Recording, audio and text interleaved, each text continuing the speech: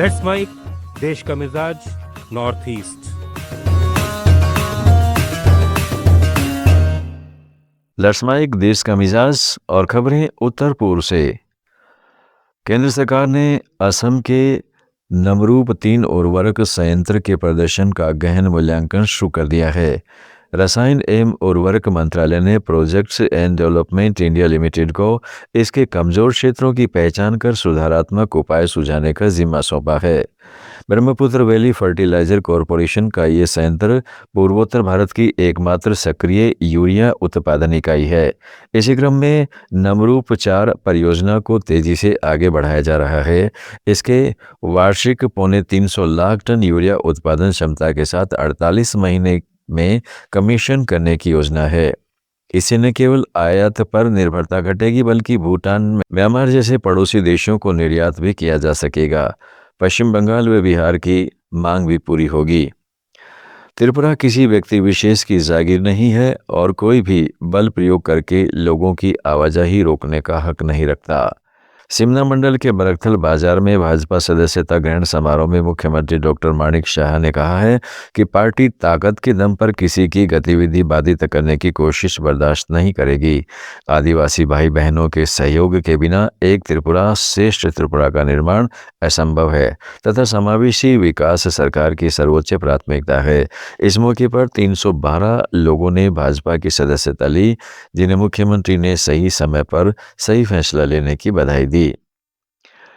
मेघालय के तुरा में मी गोंग्स महोत्सव का आज तीसरा और अंतिम दिन है।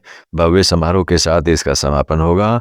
इससे पहले 5वें संस्करण में मुख्यमंत्री कोनराड संगमा की उपस्थिति में रिचर्ड मार्क्स, नीति मोहन, न्यूक्लिया और जूलियन मार्ले जैसे अंतर्राष्ट्रीय कलाकारों ने हजारों दर्शकों को मंत्रमुग्ध कर दिया। नीति मोहन ने जुबिन गार्ग को श्रद्धांजलि देते हुए मायाबीनी गाकर स्थानीय भावनाओं को छू लिया।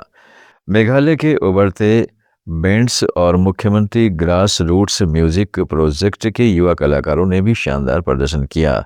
पारंपरिक गारो व्यंजन, शिल्प प्रदर्शनी और सांस्कृतिक गतिविधियों से सजा यह उत्सव एक बार फिर मेघालय को भारत के प्रमुख सांस्कृतिक गंतव्य के रूप में स्थापित करने में सफल रहा। मणिपुर में सुरक्षा बलों और राज्य पुलिस ने पिछले 3 दिनों में उग्रवादी समूहों की फिरौती वसूली गतिविधियों पर बड़े पैमाने पर कार्रवाई की है।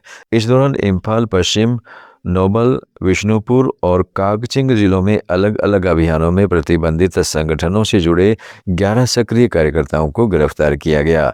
उनके पास से मोबाइल फोन, सिम कार्ड, एक SMG कार्बाइन और एक 2 पहिया वाहन बरामद हुआ। अरुणाचल प्रदेश के तवांग में छठे दलाई लामा ग्वालवा त्यांग्यांग ग्यात्सो की सांस्कृतिक और ऐतिहासिक विरासत पर 3 दिन के अंतर्राष्ट्रीय सम्मेलन का समापन मुख्यमंत्री पेमा खांडू के संबोधन से हुआ। मुख्यमंत्री ने इस विरासत को न केवल तवांग या हिमालय का बल्कि पूरी दुनिया का धरोहर बताते हुए इसे मूल्यों को वर्तमान और भविष्य के लिए पुनर्व्याख्यान करने का आह्वान किया। तवांग छठे दलाई लामा का जन्म स्थान है। यहाँ हुए इस कार्यक्रम में भारतीय और विदेशी विद्वानों तथा रिनपोचों ने उनकी आध्यात्मिक, साहित्यिक और सांस्कृतिक उपलब्धियों पर चर्चा की, जिनमें लोकगीतों, कविताओं और स्थानीय स्मृतियों का संरक्षण प्रमुख रहा। हार्वर्ड के प्रोफेसर जेनेट ग्यात्सो ने स्थानीय स्मृतियों को इतिहास के वैकल्पिक स्रोत बताते हुए लामा को संसार और निर्वाण के बीच एक जटिल मानवीय व्यक्तित्व के रूप में चित्रित किया, जबकि आयोजकों ने युवा पीढ़ी में दलाई लामा संस्था के प्रति जागरूकता बढ़ाने पर जोर दिया।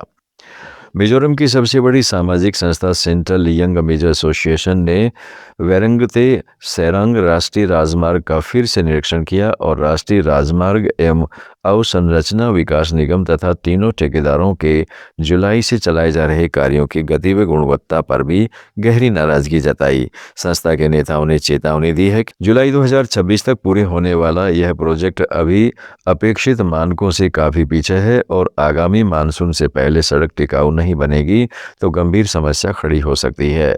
निरीक्षण दल ने सेरांग खंड संभाल रही कंपनी को सोमवार से ही काम की रफ्तार तेज करने का कड़े निर्देश दिए हैं।